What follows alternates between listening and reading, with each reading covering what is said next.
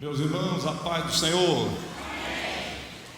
Vou convidá-lo a abrir a sua Bíblia no livro de Lucas, no capítulo 24, a partir do versículo de número 1. E no primeiro dia da semana, muito de madrugada, foram elas ao sepulcro, levando as especiarias que tinham preparado. E acharam a pedra do sepulcro removida. E entrando, não acharam o corpo do Senhor Jesus. E aconteceu que, estando elas perplexas a esse respeito, eis que pararam junto delas dois varões com vestes resplandecentes. E estando elas muito atemorizadas e abaixando o rosto para o chão, eles lhe disseram: por que buscais o vivente entre os mortos? Ele não está aqui, mas ressuscitou. Lembrai-vos de como vos falou, estando ainda na Galiléia, dizendo: convém que o Filho do Homem seja entregue nas mãos dos homens pecadores, e seja crucificado, e ao terceiro dia ressuscite. E lembraram-se das suas palavras. Senhor, nós não só queremos, nós também precisamos ouvir a Tua voz. A Tua voz, que é a voz como de muitas águas, que ela fale ao nosso coração, que estejamos escondidos atrás da cruz do Senhor nesta noite. Que o Senhor cresça e apareça, e que nós diminuamos, que o seu nome seja exaltado, e que a tua palavra, que é viva e eficaz, alcance a nossa mente, caia no nosso coração e produza frutos abundantes para a glória do seu nome. É a nossa oração no nome que está acima de todo nome, o nome de Jesus. Amém. O Evangelho de Lucas é detalhista por demais. Lucas era um homem que se atinha aos fatos históricos. O seu registro do Evangelho traz alguns pormenores que não constam de outros. Lucas dá detalhes a respeito da morte de Jesus de forma tão vívida, pois, sendo médico, Lucas procurou falar a respeito desse fato de tal forma que não houvessem dúvidas. Ao escrever o Evangelho e ao escrever o livro de Atos, Lucas foi exato na sua narrativa. Lucas era um homem que andou perto da obra que Jesus fez, foi companheiro de Paulo no seu ministério, e foi um homem que Deus usou tremendamente para o seu tempo.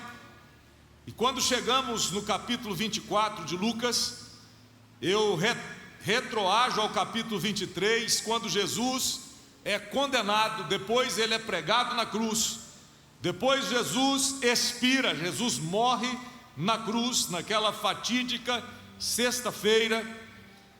Jesus é sepultado, e hoje nós falaremos a respeito da sua ressurreição.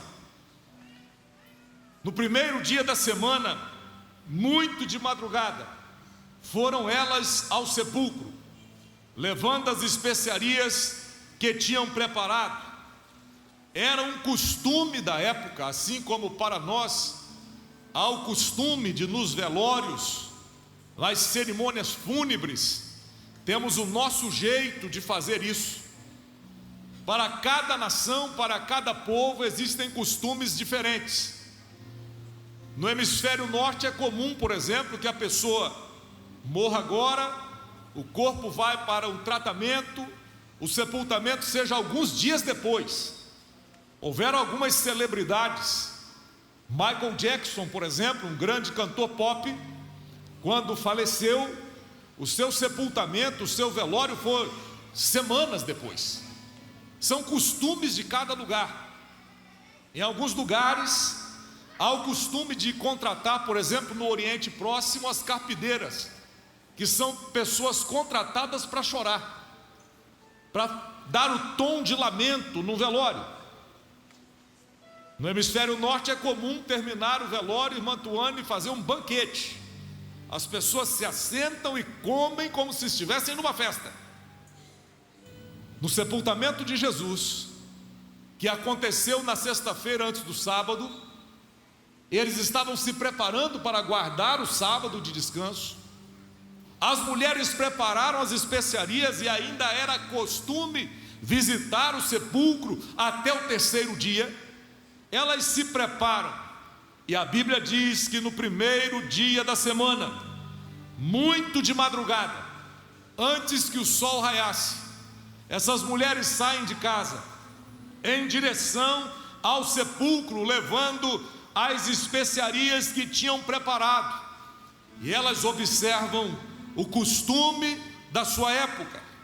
Mas no trajeto elas se indagavam, elas perguntavam-se entre si quem haveria de remover a pedra do sepulcro.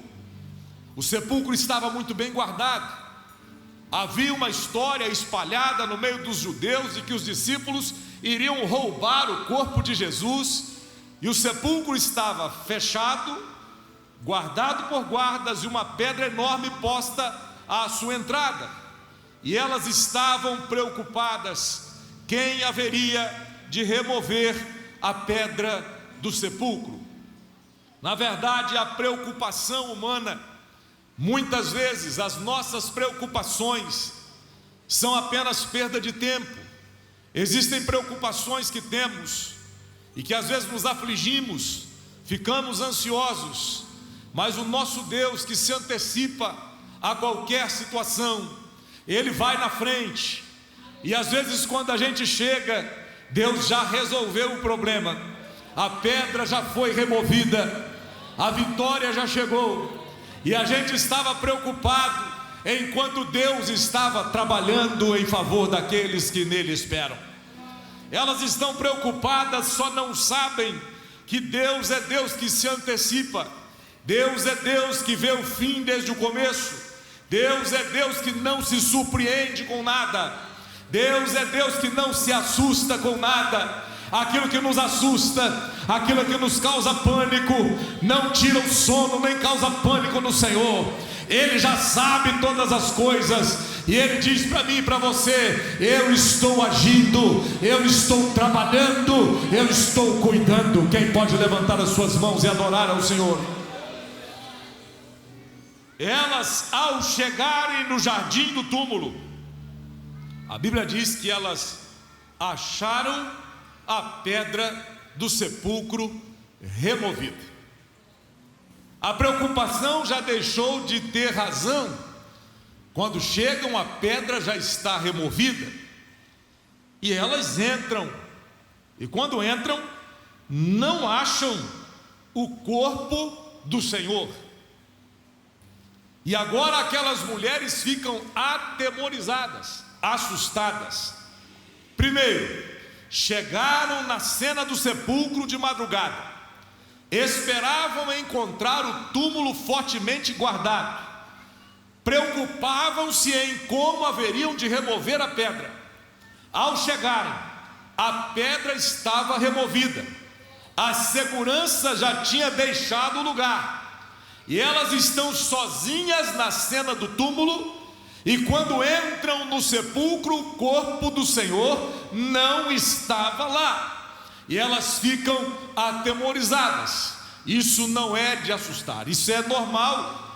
Mulheres sozinhas na madrugada, num local difícil, e elas poderiam ser acusadas de várias coisas, elas poderiam enfrentar situações adversas, e enquanto elas estão preocupadas, enquanto elas estão amedrontadas, dois varões com vestes resplandecentes, diante da perplexidade delas, esses dois varões se apresentam brilhantes como luz, forte do sol, e eles dizem: por que vocês estão buscando aquele que vive entre os mortos? Ele não está aqui, ele já ressuscitou.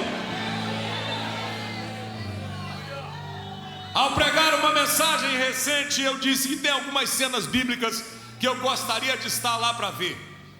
Eu queria estar escondido no jardim, atrás de alguma coisa, para ver o que aconteceu. A preocupação de remover a pedra, a preocupação de fazer aquilo que elas se propuseram a fazer, Deus se antecipou.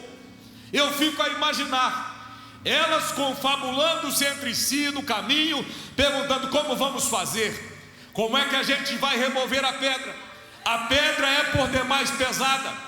Os guardas estão fortemente armados, tomando conta do túmulo do Senhor. Como é que vamos nós resolver esse problema?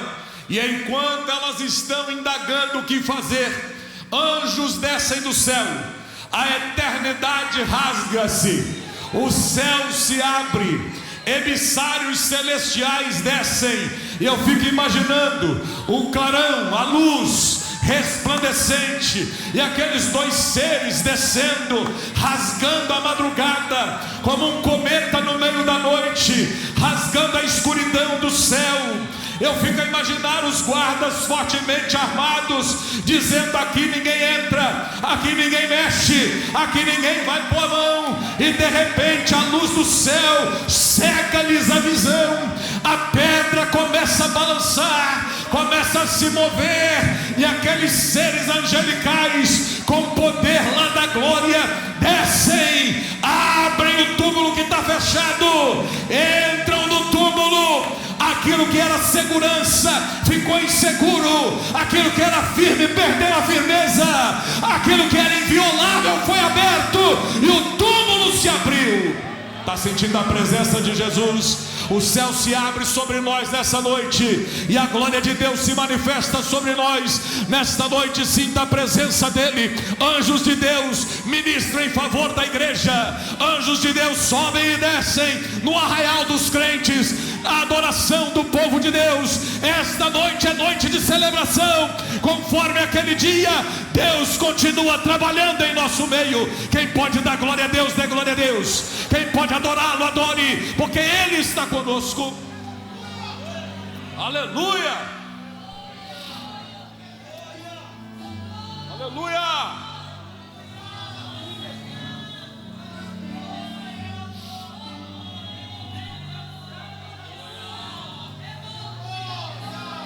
O túmulo fechado foi aberto.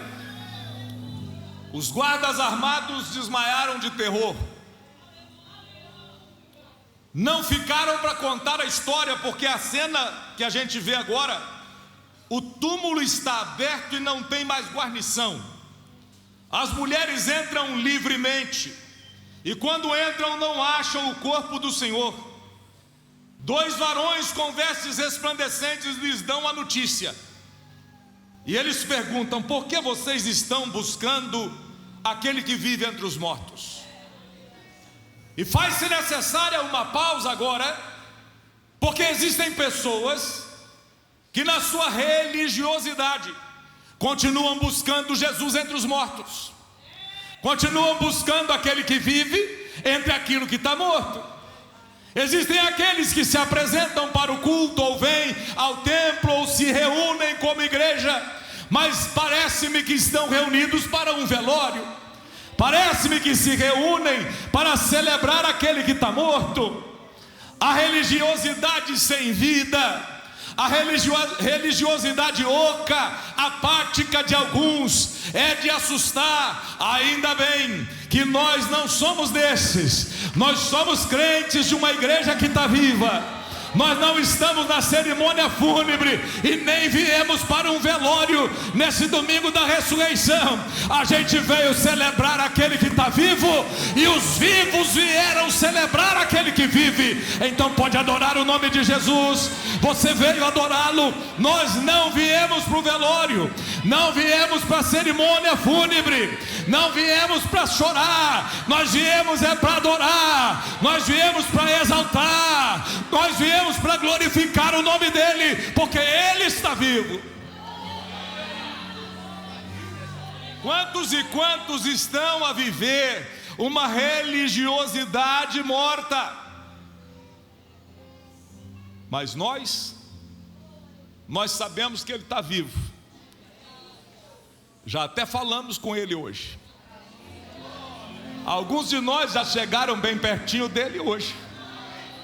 Alguns de nós perdemos as forças no meio da adversidade, e nessa hora a gente encostou a cabeça bem no ombro dele, e ele nos amparou, porque ele está vivo, ele está cuidando de nós, ele está cuidando de você, ele está cuidando da sua casa, ele está cuidando da sua família, ele está cuidando de nós. Então, para nós não buscamos Cristo entre aquilo que está morto, nós buscamos Cristo, aquele que é a vida, entre aquilo que vive, entre aqueles que vivem. Para nós o nosso Cristo não está pendurado no madeiro, para nós o nosso Cristo não está no túmulo, para nós o nosso Cristo não está sendo velado, para nós o nosso Cristo está sendo celebrado, porque ele vive, porque ele vive. Nós podemos crer no amanhã, não há temor, porque ele vive. Ele vive. Ele vive. E quando a gente fala de Cristo que está vivo, a gente fala de uma doutrina basilar da fé cristã, fundamental. Se Jesus não tivesse ressuscitado, Paulo diz isso, seria vã a nossa fé. Se Jesus não tivesse ressuscitado, não teríamos razão para estar aqui. E a diferença que tem do cristianismo para outras religiões que têm seus códigos de ética, códigos morais, escrituras abundantes, a diferença é que o nosso Jesus está vivo.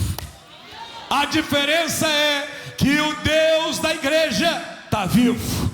O fundador de outra religião, ou alguém que foi um sábio, que viveu, estabeleceu os códigos de conduta de outras religiões, se você for lá no túmulo, está morto, enterrado, já foi. Só no cristianismo há um Deus que desce do céu, se forma em homem, se transforma em homem.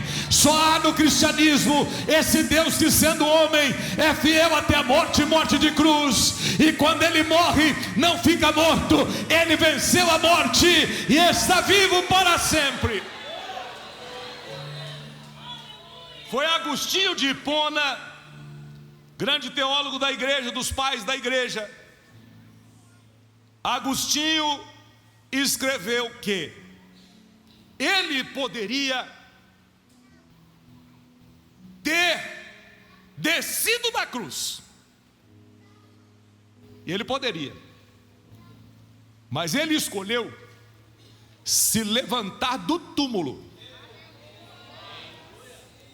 Ele poderia ter descido da cruz, mas ele escolheu se levantar da morte, se levantar do túmulo.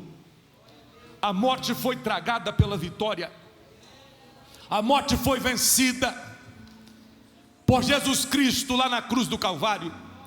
E quando ele é sepultado e ele levanta-se da morte, o poder da morte é aniquilado agora. A ressurreição é base da fé da igreja. Nosso Cristo está vivo. A gente não anda pelo poder da morte, mas pelo poder da vida. A gente não vive o poder da morte, mas a gente vive o poder da vida. A vida que flui de Jesus é a vida que está fluindo em nós, e por causa disso, agora nós podemos dizer que não há nenhuma condenação para quem está em Cristo Jesus. Não andamos mais segundo a carne, mas segundo o Espírito. Nós temos uma nova vida. Ele nos deu a vida quando morreu e reviveu. Com a sua ressurreição, Ele também nos dá o direito à vida eterna. Ele escolheu se levantar do túmulo. E obviamente, aquelas mulheres, estando atemorizadas, ouvem dos dois homens, dos dois varões com vestes resplandecentes: Ele não está aqui, Ele já ressuscitou. Lembrai-vos de como vos falou, estando ainda na Galileia. E aí, meus irmãos, cumpre-me lembrá-los de que muitas vezes nós somos esquecidos quanto àquilo que Jesus nos fala. Os próprios discípulos haviam andado com Jesus, caminhado com Ele, ouviram o próprio Jesus dizendo que haveria de passar por essas coisas. No próprio capítulo 9 de Lucas e no capítulo 18 ele diz: convém que eu padeça, que eu morra, no terceiro dia vou ressuscitar. Ele avisou, ele falou o que ia acontecer. Mas eles, esquecidos que estavam, agora estavam procurando Jesus entre os mortos. E os anjos dizem assim: lembrem-se do que Ele vos falou. Nós precisamos guardar na mente aquilo que Jesus fala conosco. Precisamos guardar no coração a palavra de Jesus, guardar na mente, no coração a palavra do Senhor. Não podemos ser esquecidos quanto àquilo que Ele nos fala. Somos tentados muitas vezes a nos esquecer da palavra de Jesus, mas hoje Jesus nos trouxe aqui e Ele diz o seguinte: Ele está falando conosco, Ele fala ao nosso coração. A sua palavra nos lembra de que Ele está cuidando de nós, e nós não vamos nos esquecer de que Ele fala conosco através da sua palavra. Ele fala como quiser, não podemos nos esquecer das suas palavras. Lembrai-vos de como vos falou, ainda estando convosco lá na Galileia, que convém que o Filho do Homem seja entregue nas mãos dos pecadores e seja crucificado, e ao terceiro dia ressuscite. E agora a gente fala um pouco a respeito da natureza da morte de Cristo. Jesus não foi uma vítima de Roma. Jesus não foi apenas uma pessoa executada pelo sistema. Ele diz assim: eu dou a minha vida para tornar a tomá-la. Quando a turba chegou no jardim para prendê-lo, e Pedro pegou a espada e cortou a orelha de Malco, Jesus disse assim: guarda a espada, Pedro. Se eu quisesse, eu chamaria legiões de anjos e sairia dessa. Jesus não foi uma vítima do sistema. Jesus se entregou. Jesus não foi apenas alguém que foi executado. Ele deu a sua vida para depois tornar a tomá-la. A morte de Jesus é vicária, substitutiva. Quem tinha que morrer era você, quem tinha que morrer era eu, quem merecia a morte éramos nós. Mas Ele, o Cordeiro de Deus, santo, imaculado, puro, justo, sem nenhum defeito, sem nenhuma mácula, Ele deu a vida no nosso lugar. Ele deu a vida por nós. Ele se entregou por nós. Ele morreu por nós. Ele não foi a vítima, Ele foi a oferta. Que amor é esse? Que amor é esse? Que amor é esse? Em alguém dar a sua vida, que alguém dê a sua vida por parentes, que uma mãe dê a vida por um filho, que um cônjuge dê a vida pelo outro cônjuge, que pessoas dêem a vida por amigos. Seria até normal. Que amor é esse, o amor de Jesus? De dar a sua vida por nós, que éramos separados dele, por natureza éramos filhos da ira, inimigos dele, mas ele com tão grande amor, oh glória a Deus, nos amou de tal maneira que Ele deu a sua vida lá na cruz, mesmo sem que eu merecesse. Ele deu a vida no meu lugar, deu a vida no seu lugar, sem você merecer. Se fosse você, eu levantava a mão e dava glória a Jesus. Nós não merecíamos, mas Ele deu a sua vida por nós. Que amor é esse? Glória a Deus, glória a Deus. A morte de Jesus não foi um crime, não foi apenas um crime planejado por Roma.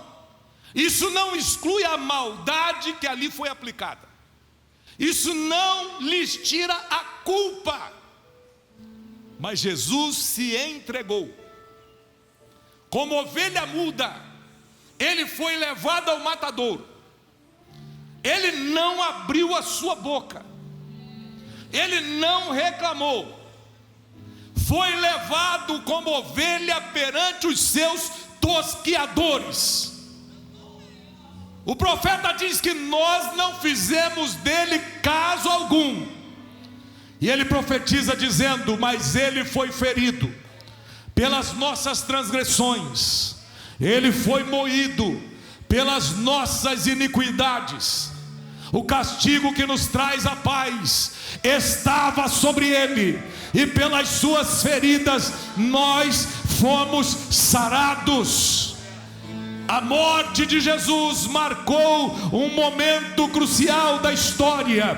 Ele deu a sua vida para depois tornar a tomá-la. Ele não foi a vítima, ele era a oferta para se cumprir todo o desígnio do céu, porque nós não podemos salvar a nós mesmos. Por melhor que você seja, por melhor que eu seja, por mais que tenhamos atitudes boas, nós não conseguimos nos salvar a nós mesmos, porque nós não podemos nos salvar. Nós precisamos de um Salvador, porque nós não podemos salvar a nós mesmos. Deus amou o mundo de tal maneira que Ele deu o seu Filho, para que todo aquele que nele crê não pereça, mas tenha a vida eterna.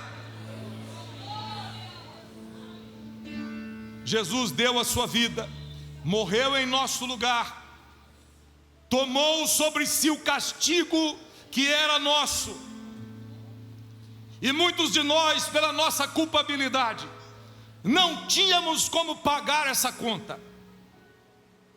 O peso dos nossos pecados, os erros que tomam a nossa vida, tudo aquilo que já fizemos ou que viermos a fazer, todos os pecados que estão sobre nós, dos quais nós somos culpados, que nos separam de Deus, que nos tiram da graça dele. Ninguém de nós poderia resolver esse problema, mas aquele que vive entre os mortos pegou a culpa que era minha e era sua e assumiu sobre si, e ele diz: você está livre, está resgatado, está livre agora, está perdoada, está perdoado. Quem pode levantar a mão, levante. Quem recebeu perdão, glorifique. Está perdoada, está perdoado. Ele nos abriu a porta e nos reconciliou com Deus. Está aí uma boa coisa que você deve ensinar para os seus filhos. As crianças precisam aprender que o Salvador deu a vida por elas. Nesse tempo, você está com o filho, está com o neto, está no colo, você vai pôr a mão sobre a cabeça dele aí agora. Nesse tempo de tantos ataques do inimigo, o Senhor Jesus, Ele quer que você seja um instrumento lá na sua casa, para levar os seus filhos à presença de Cristo. As crianças precisam saber que Jesus está vivo. Curiosamente, nesse tempo de Páscoa, Muitas casas de crentes, as crianças não sabem o verdadeiro sentido da Páscoa. Sabem do coelho, mas não sabem de Jesus. Sabem do chocolate, do ovo, não sei de quê, mas não sabem de Jesus. Olha só, gostar de chocolate eu também gosto, todo mundo gosta, não tem problema nenhum. Mas a gente precisa saber o real sentido das coisas. Jesus tem que estar no centro da nossa casa, da nossa vida. Você precisa ensinar aos seus filhos a temer ao Senhor. O lugar não é do coelho, o lugar não é do ovo, o lugar é de Cristo, o lugar é dele. E as crianças precisam saber que Cristo está vivo. Põe a mão sobre a cabeça das crianças agora, em nome de Jesus. Deus, nós abençoamos as crianças, nós abençoamos os filhos dos teus filhos, nós abençoamos a mente das crianças agora, e nós declaramos que eles serão testemunhas de Jesus, para a glória do nome do Senhor. Quem pode dar glória a Deus por isso?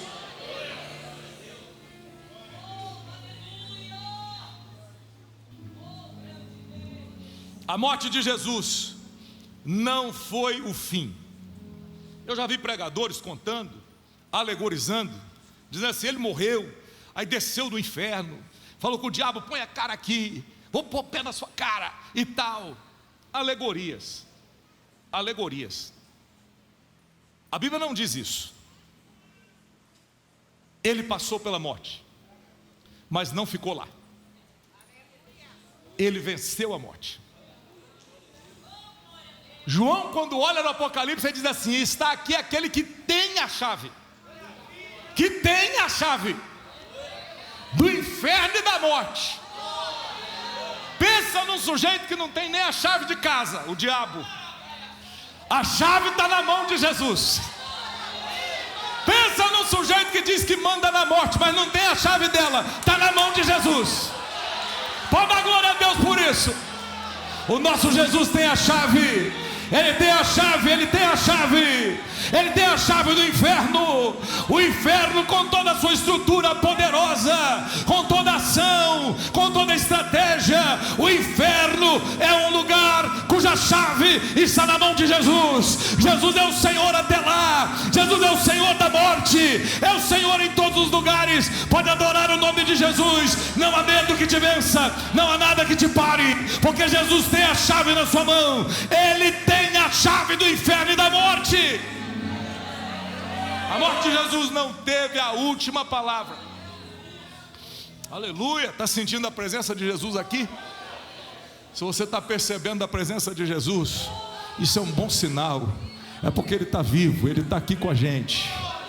É porque você pode segurar na mão dele no meio das aflições que passamos por esses dias. As águas rujam e se perturbem, ainda que as águas rujam e se perturbem. Há um rio cujas correntes alegram a cidade de Deus, o santuário das moradas do Altíssimo. Deus está no meio dela, não será abalada. Deus ajudará ao romper da manhã. As nações se embraveceram, os reinos se moveram. Ele levantou a sua voz e a terra se derreteu. Pode levantar a mão para o céu. O Senhor dos exércitos, o Senhor dos exércitos, o Senhor dos exércitos, e o Senhor dos exércitos está conosco, está conosco. O Deus de Jacó é o nosso refúgio, Ele está com a gente. A enchente veio, já foi embora, as águas vieram, levantaram, levaram tudo, levaram casa, levaram carro, levaram tudo, mas não levaram a sua fé. Aquele que anda sobre as águas continua conosco, aquele que anda sobre o mar continua com a gente, aquele que reina sobre a morte, aquele que reina sobre o inferno está com a gente. Ele não nos deixou. Oh, glória ao nome de Jesus.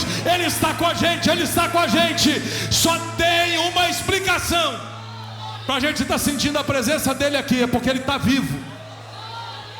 Isso não é histeria coletiva, não é apenas empolgação da galera, da torcida. Não. Só sabe o que é isso quem experimentou o poder dEle. Sabe o que é isso quem conhece as marcas dEle na vida. O nosso Jesus não foi vencido. Ele tem poder sobre a morte não tem a última palavra. E Ele tem a chave do inferno, a chave da morte. Ele reina sobre todas as coisas. Naquele dia específico, a morte foi tragada na vitória. O aguilhão da morte foi vencido, e Jesus, com poder e grande glória, levantou-se da tumba, vivo e vive para sempre.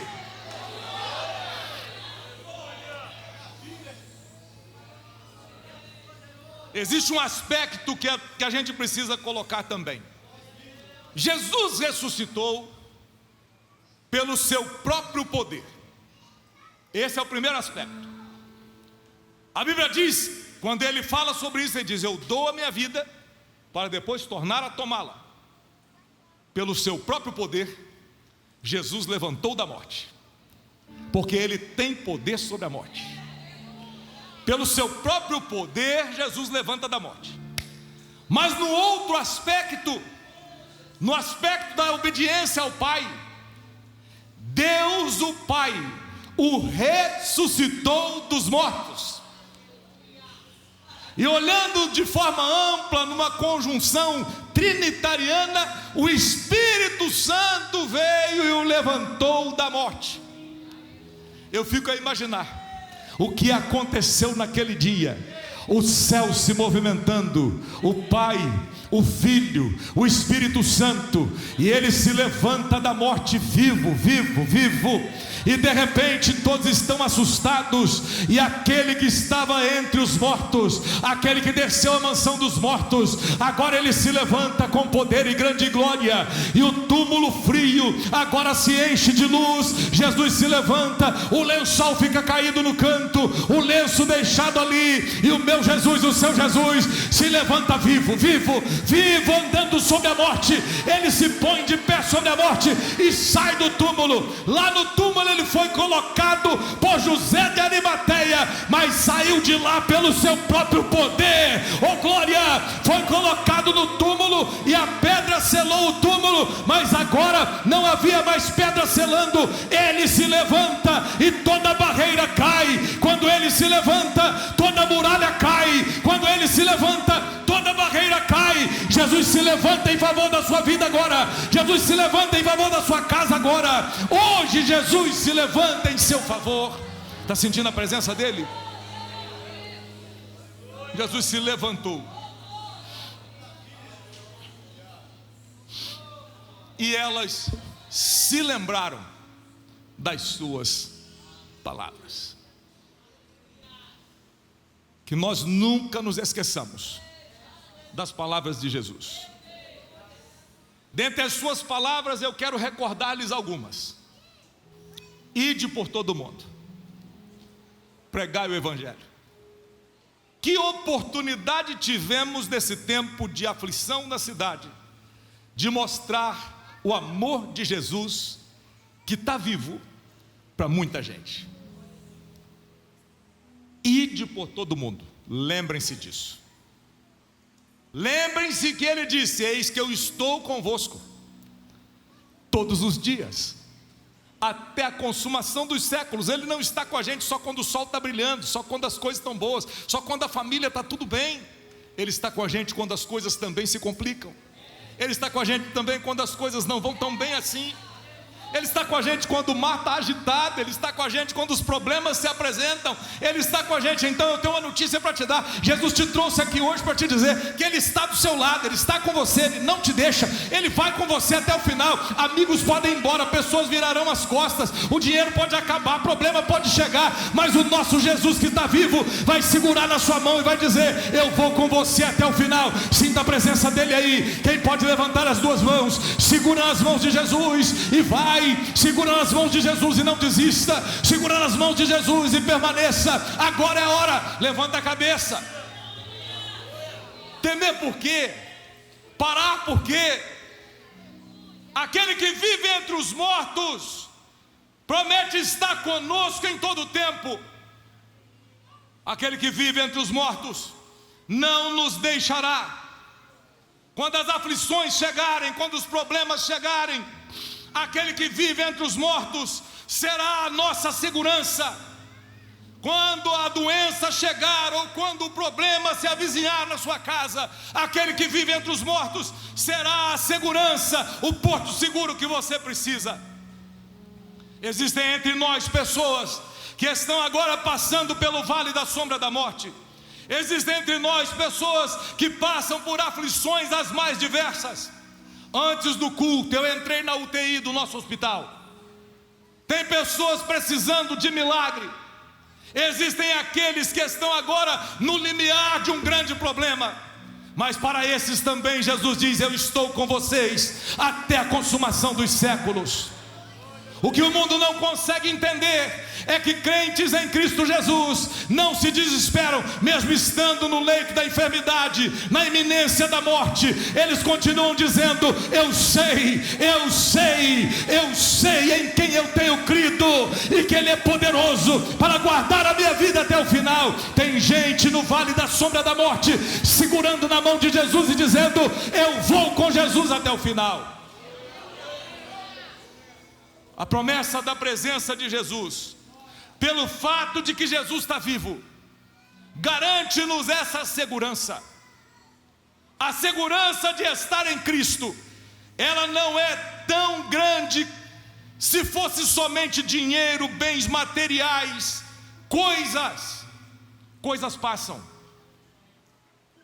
Nas aflições desse tempo, não deu para escolher ser a casa do pobre ou do rico, se era o bairro mais distante ou o bairro nobre. Não se escolheu se ia levar a bicicleta ou um carro zero. A posição social, as coisas vieram sobre todos, porque aqui ninguém de nós está seguro em nada. Coisas passam. O que não passa? O que não passa é a nossa fé em Cristo. O irmão João citou aqui: olha, perde a roupa, lava a roupa, ganha outra roupa, mas você está aqui louvando ao Senhor. Tem irmãos que perderam tudo, mas não ficaram em casa. Isso é porque Jesus está vivo. Porque se o nosso Cristo tivesse morto, a gente não tinha razão para estar aqui, mas porque Ele vive, a gente está aqui, a gente está de pé. O carro a gente lava, a gente conserta, a geladeira troca o motor, a roupa a gente lava, o colchão a gente coloca outro no lugar, mas a gente vai com Jesus até o final, porque Ele está vivo e a gente não solta a mão de Jesus. Por fim, nós precisamos parar e pensar: por causa da ressurreição de Jesus, por causa da sua ressurreição, nós vivemos uma vida nova, uma vida de impacto dado pelo poder do Espírito Santo. Por causa da ressurreição de Jesus, nós não viveremos um evangelho morto, acabado, falido. Nós vivemos o evangelho do Cristo vivo. Por causa da ressurreição de Jesus, a gente continua afirmando o que o escritor aos Hebreus diz: nosso Jesus, Jesus Cristo, é o mesmo, ontem, hoje e eternamente. Continua sendo o mesmo. Ele está vivo, está cuidando da sua igreja. E aí existe uma citação, eu anotei no meu bloco de notas e quero compartilhar com você. Ao falar da pessoa de Jesus, que está vivo, nós precisamos nos lembrar de algo muito importante: ninguém nasceu como Jesus, ninguém viveu como Jesus, ninguém falou como Jesus, ninguém sofreu como Jesus, ninguém amou como Jesus, ninguém morreu como Jesus morreu, ninguém ressuscitou como Jesus ressuscitou. E tem a última para você dar glória a Deus: e ninguém vai voltar como Ele vai voltar, com poder e grande glória. Ninguém vai voltar como Ele vai voltar, com poder e grande glória. Levante a sua mão para o céu. Ninguém é como Jesus. Ninguém é como Jesus. Ninguém é como Jesus. Ninguém é como o nosso Jesus. Você está servindo ao Jesus, aquele que é, que era e que há de vir, aquele que não muda. Ninguém é como Jesus. Quando terminar toda a história, quando acabar toda a luta daqui, quando terminar toda a luta daqui, nós temos uma promessa: aquele que levantou do túmulo vai descer do céu. Aquele que levantou do túmulo vai descer do trono e vem nos buscar. Glória a Deus, glória a Deus. Ele levantou do túmulo, agora ele vai tirar a coroa e vai descer do trono. E ele vem, porque ele está vivo. Por que você vai viver uma vida como se Cristo estivesse morto? Por que você vai viver uma vida de qualquer jeito, na sua casa, na sua família, na sua história, como se Cristo estivesse morto? Por que viver uma vida no pecado, sendo pessoa que conhece as coisas de Deus, vai viver lá fora nos valores do mundo, dando escândalo, fazendo um monte de coisa que denigre a imagem do Senhor, que denigre o nome do Senhor, como se você fosse perdido? Viva no poder da vida de Jesus. Viva no poder da ressurreição de Jesus. Viva com o poder da vida de Jesus, porque Ele está vivo. Um dia Ele vai voltar. E eu termino agora citando o pastor Elben Len César. Eu já citei isso aqui umas 50 vezes, mas eu vou citar de novo. Ao falar sobre Jesus, ao falar sobre a vida de Jesus, sobre o quanto Jesus é inigualável, isso mexe com o meu coração. As palavras nos faltam para designar ou para descrever tudo aquilo que Jesus é, tudo aquilo que Jesus faz e tudo aquilo que Ele pode fazer em nós. Nós passaríamos o tempo todo tentando explicar como Ele é, mas um dia nós o veremos, e por mais que a gente não consiga explicar, um dia a gente vai ver Jesus e nós vamos contemplar exatamente conforme Ele é. O pastor Elben Len César, ele diz o seguinte: Jesus foi colocado no ventre de Maria pelo Espírito Santo. Jesus foi colocado na manjedoura por Maria. Jesus foi colocado na cruz pelos soldados romanos. Jesus foi colocado no túmulo por José de Arimateia. Mas Jesus foi colocado no trono por Deus o Pai. E pela ordem, o ventre de Maria ficou vazio quando Jesus nasceu. A manjedoura ficou vazia porque Ele cresceu. A cruz ficou vazia porque Ele foi tirado de lá. A cruz ficou vazia porque Ele foi tirado de lá. O túmulo ficou vazio porque Ele ressuscitou. Ele ressuscitou, mas o trono continua ocupado porque Ele está reinando para sempre.